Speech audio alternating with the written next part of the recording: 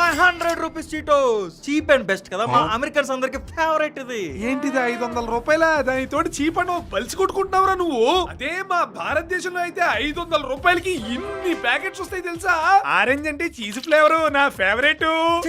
Cheap కండి, వెళ్ళిపోండ్రా ఇక్కడి నుంచి చిల్లరేదోలారా. As a matter of fact మాది కూడా చీజ్ తెలుసా. దీనికి ఎందుకురా అంత బిల్డప్ అసలు.